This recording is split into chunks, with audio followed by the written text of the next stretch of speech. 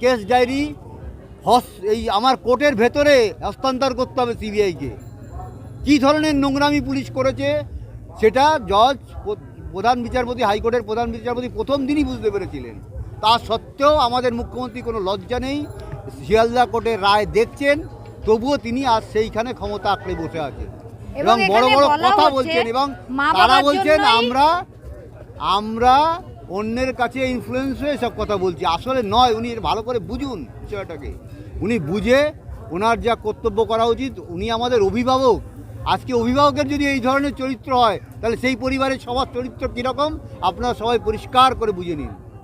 এবং এটাও বলা হচ্ছে যে আমার মেয়ের আমরাই বিচার দিলাম না, কারণ যে সঞ্জয়ের ফাঁসি আমাদের জন্যই হলো না এবং আমরা কেসটাকে জলে ফেলে ওনার কাছে থাকলে নাকি হাইকোর্টের বিচারপতি কোনো কিছুই বোঝেন না, যিনি কেস ডায়েরি কোর্টের মধ্যে হস্তান্তর করতে বলছেন সিবিআইকে, পুলিশকে অতটুকু বিশ্বাস করছেন না। তাহলে সেই মানে মামলা সম্বন্ধে আমি কি বলবো মুখ্যমন্ত্রীকে? তাহলে একটা ঘরকে আটকিয়ে রাখা হয়েছিল, সিবিআই আটকে রেখেছিল আটতলা কোটি ঘর, এবং আমরা সিবিআইকে বারবার বলা সত্ত্বেও সিবিআই ওটা সিএফএসএল করছে না। আমরা কয়েকবার বলেছি সিবিআইকে এবং কলেজ কর্তৃপক্ষও বলেছে, তা সত্ত্বেও সিবিআই তো আরজি করে যাওয়া আজকে 15 দিন ধরে বন্ধ করে দিয়েছে। এবং আমাদের যে আইও ইনভেস্টিগেটিং অফিসার যেদিন সঞ্জয়ের সাজা ঘোষণার দিন এবং যেদিন সাজা হয়েছে কোনো দিন উনি উপস্থিত ছিল না। আর এরপরে আর কি বলতে পারি সিবিআইয়ের কাজ সম্বন্ধে? এরপরে কি বলতে পারি আমরা? এবং সিবিআইয়ের একজন কর্তব্যরত কর্মচারী আমাকে বলেছে, মেয়ে মারা গেছে, আপনার দায় আপনাকে নিতে হবে, কেউ কিচ্ছু করে দেবে না আপনার। সিবিআইয়ের একজন কর্তব্যরত কর্মচারী, সরকারি কর্মচারী দেবাশিস তার নাম, আমি তাও বলে দিলাম সংবাদ মাধ্যমে, সেই কথা বলেছে।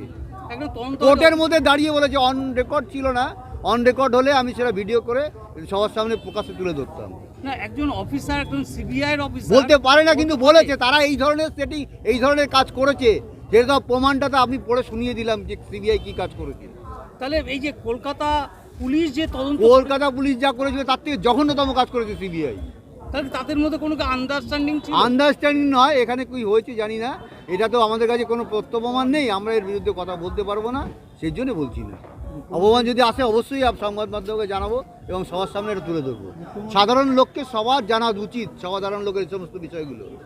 কারণ আজকে আমার মেয়ে মারা গেছে, আমার আজকে সমস্যা, আর একদিন যে আর একটা ঘটনা ঘটবে না তার কোনো গ্যারান্টি আজকে দেওয়া যাবে না, দিতে পারবো না। আজকে যতই আমরা বিচার পাই আর যা পাই, আমার মেয়ে ফিরে আসবে না। বিচার পেলে সমাজ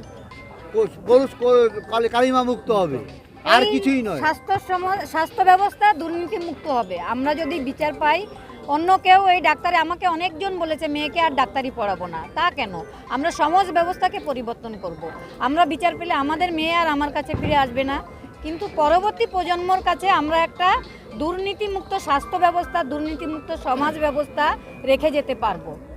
এই জন্যই আমাদের আন্দোলন জারি থাকবে। মুখ্যমন্ত্রীর বার্তা একটাই দেবো, উনি রায়ের কপিটা ভালো করে পড়ুন এবং তারপরে সিদ্ধান্ত নিন।